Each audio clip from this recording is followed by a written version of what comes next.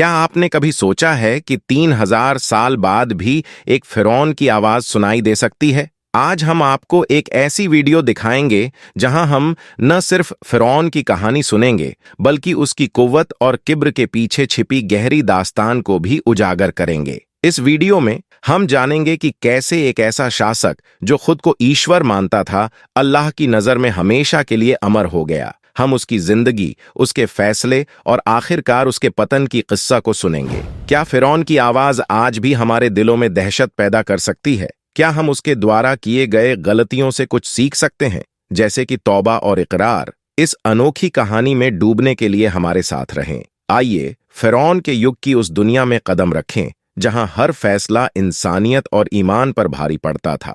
इस रोमांचक सफर को अंत तक देखिए और अपनी राय हमारे साथ साझा करना न भूलें। अल्लाह हमें सही रास्ते पर चलने की तौफीक दे। दोस्तों, 3000 साल बाद फिरौन की लाश के साथ अल्लाह का एक ऐसा करिश्मा जिसने पूरी दुनिया को हैरान कर दिया। आपको जानकर हैरानी होगी कि अचानक फिरौन की लाश से आवाजें आने लगीं, जैसे वह फिर से बोलने लगी हो। यह देखकर वहां मौजूद हर व्यक्ति की चीखें निकल गईं और लोग अल्लाहू अकबर के नारे लगाते हुए भाग खड़े हुए। इस वीडियो को देखने के बाद आपका विश्वास अल्लाह की ताकत पर और भी मजबूत होगा। यह एक ऐसा अनुभव है जो आपको सोचने पर मजबूर करेगा। इसीलिए यह वीडियो आपके लिए बेहद खास है। और अगर आप भी मानते हैं कि अल्लाह जो चाहे वह कर सकता है, तो इस वीडियो को दिल से एक लाइक जरूर करें। प्यारे दोस्तों, सबसे पहले हम आपको फिरौन के बारे में कुछ महत्वपूर्ण जानकारी देना चाहेंगे। फिर हम आपको अल्लाह के इस अद्भुत करिश्मे के बारे में बताएंगे। आपको जानकर खुशी होगी कि अल्लाह पाक सारी कायनात का मालिक है और उसका कोई शरीक नहीं है। कयामत के दिन अल्लाह ताला हर उस इंसान को माफ फरमा देगा जो उस पर यकीन रखता है, लेकिन वह इंसान कभी भी माफ नहीं किया जाएगा जिसने अल्लाह की जात के साथ किसी और को शरीक किया। याद रखें, इतिहास में 4 ऐसे बादशाह गुजरे हैं जिन्होंने खुदा होने का दावा किया: नमरूद, शद्दाद, बख्ते नसर और फिरौन। लेकिन अल्लाह ने इन सब के साथ ऐसा किया कि ये लोग हमेशा के लिए एक इबरत का निशान बन गए। आज हम उसी फिरौन की बात करेंगे जिसकी लाश आज 3000 साल बाद भी वैसी ही सही सलामत है। कुरान पाक के अनुसार कयामत तक फिरौन की लाश इसी तरह मौजूद रहेगी। दोस्तों, कुछ मुद्दत पहले की बात है। दुनिया का कोई भी इंसान यह नहीं जानता था कि खुदा होने का दावा करने वाले फिरौन की लाश के साथ में क्या हुआ है, यानी कि उसकी लाश कहां पर चली गई, इसके साथ में क्या हुआ होगा, इस बात के बारे में कोई भी नहीं जानता था।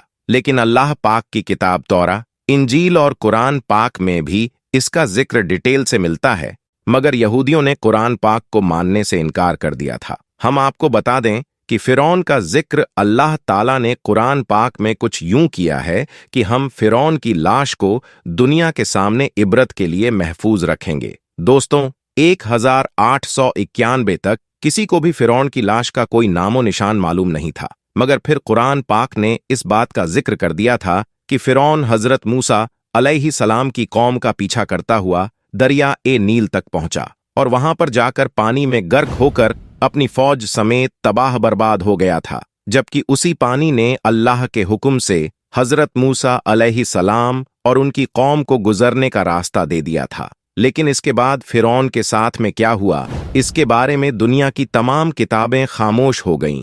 यहां तक कि तौरात और इंजील में भी इस बारे में कोई जिक्र नहीं मिलता है, जबकि कुरान पाक में इस बारे में एक अजीब सी बात कही गई है जिसने पूरी दुनिया को हिलाकर रख दिया था। कुरान पाक की इस आयत पर आज तक किसी ने भी ज्यादा गौर और फिक्र नहीं किया। खुद मुसलमान भी इस आयत को पढ़कर आगे गुजर जाते हैं, यह समझे बगैर कि इस आयत का इशारा किस बात की तरफ है।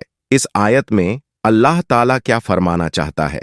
अल्लाह तबारक व ताला ने सूरह यूनुस में इस बात का जिक्र किया है कि बस हमने तेरे जिस्म को समुद्र से निकालकर महफूज कर लिया ताकि बाद में आने वाले लोगों के लिए तुम इब्रत का निशान बन जाओ। दोस्तों, फिरौन के इस वाक़े को गुजरे हुए 3000 साल से भी ज्यादा का अरसा गुजर चुका है। 3000 साल पहले तक फिरौन की लाश समुंदर में रही। इसके बाद अल्लाह ताला ने दुनिया वालों को दिखाने के लिए कि मेरा कुरान सच्चा है, मेरे प्यारे नब्बी हजरत मोहम्मद सल्लल्लाहु ताला अलैहि वसल्लम का फरमान सच्चा है, यह दिखाने के लिए अल्लाह ताला ने फिरौन की लाश को समुंदर से बाहर निकालकर फेंक दिया। फिर कई दिनों तक फिरौन की लाश समुंदर के किनारे पर पड़ी रही। मगर यहाँ पर अल्लाह की कुदरत देखिए। इसी बीच फिरौन की लाश को किसी भी जानवर ने मुंह तक न लगाया, यहाँ तक कि कोई परिंदा भी उस जानिब नहीं गया। लेकिन फिर एक दिन एक मिस्री शख्स भेड़ बकरियों को चराता हुआ उस तरफ चला गया और उसने फिरौन की लाश को समुंदर के किनारे देख लिया।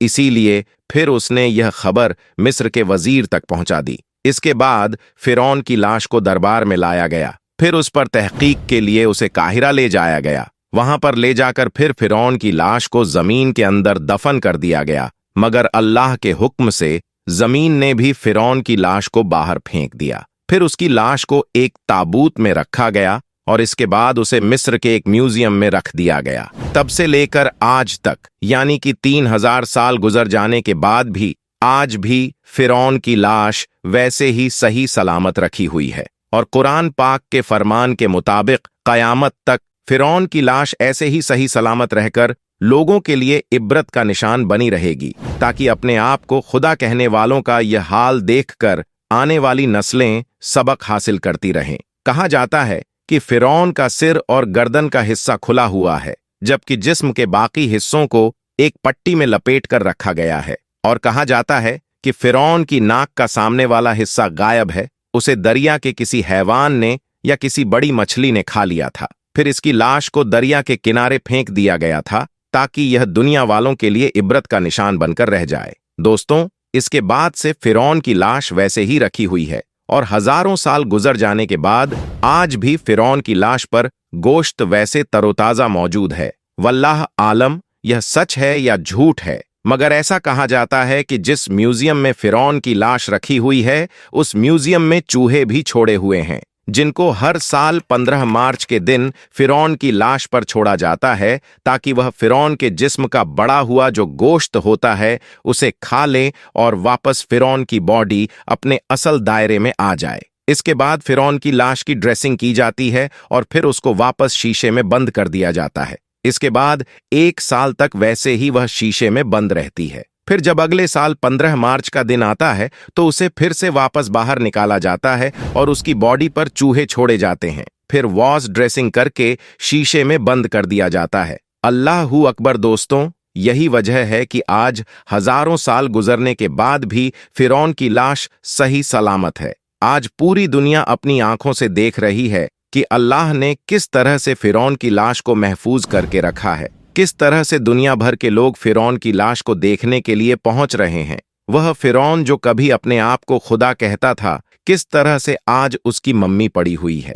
देखने वालों के लिए यह एक इब्रत नहीं है तो फिर क्या है कि हजारों साल गुजर जाने के बाद भी फिरौन की लाश सही सलामत वैसे ही पड़ी हुई है। दोस्तों, नेशनल जियोग्राफी की तरफ से अभी एक ऐसा वीडियो सामने आया है जिसमें देखा जा सकता है कि फिरौन की लाश पर जब किसी बात को लेकर तहकीक की जा रही थी तो उस वक्त अचानक से फिरौन की लाश से कुछ आवाजें आने लगीं। कहा जा रहा है कि फिरौन की जुबान से जो अल्फाज निकले थे वह इब्रानी जबान के अल्फाज थे। समझने वालों ने बताया है कि फिरौन की जबान से जो लफ्ज निकले थे उनका मतलब पता नहीं है। कुछ लोग कहते हैं कि फिरौन की लाश अब अल्लाह अल्लाह पुकार रही है। हालांकि कुछ साइंसदानों का यह भी कहना है कि पूरी दुनिया में इस वक्त इब्रानी जबान बोलने वाला कोई आदमी नहीं मिला और ना ही इस भाषा को समझने वाला कोई जाहिरी तौर पर मिलता है। इसीलिए यह नहीं कहा जा सकता है कि फिरौन की लाश से जो अल्फाज निकले हैं, यानी कि फिरौन ने अपनी जबान में कुछ बोला है, उसका असल में क्या मतलब होता है।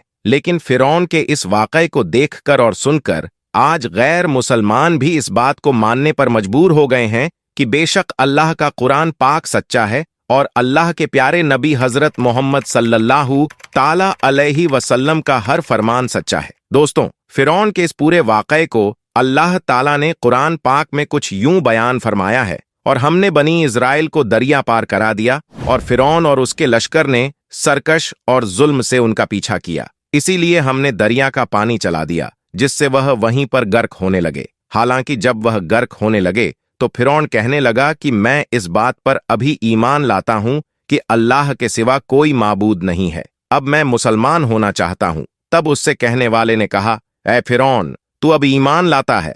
इससे पहले तो तू बड़ा नाफरमान था, तू तो बड़ा फसादी था। आज हम तेरी लाश को हमेशा हमेशा के लिए बचा लेंगे ताकि तू बाद आने वालों के लिए एक इब्रत का निशान बनकर रह जाए और तुझे देखकर लोग कयामत तक इब्रत हासिल कर सकें। दोस्तों, यही वजह है कि फिरौन की लाश को ना ही दरिया ने अपने अंदर रखा और ना ही जमीन ने अपने अंदर रखा। हजारों साल गुजरने के बाद आज भी उसकी लाश वैसे ही महफूज है और कयामत तक फिरौन की लाश ऐसे ही महफूज रहेगी और लोग इसे देखकर इब्रत हासिल करते रहेंगे। लिहाजा दोस्तों, हमें भी गुरूर और तकब्बुर से हमेशा बचकर रहना चाहिए। ईगो जो होता है वह हमारे अंदर नहीं होना चाहिए। अल्लाह तबारक व ताला से दुआ है कि अल्लाह पाक हम सबको गुरूर और तकब्बुर से बचाए और अल्लाह पाक हम सबको नेक और अच्छे अच्छे काम करने की तौफीक दे। अल्लाह ताला ने फरमाया है, अल्लाह उन लोगों को पसंद करता है जो अदल करते हैं। ये हम पर फर्ज है कि हम अपने अमल में इंसाफ और सच्चाई को अपनाएं। नेक कार्यों में न सिर्फ इबादत शामिल है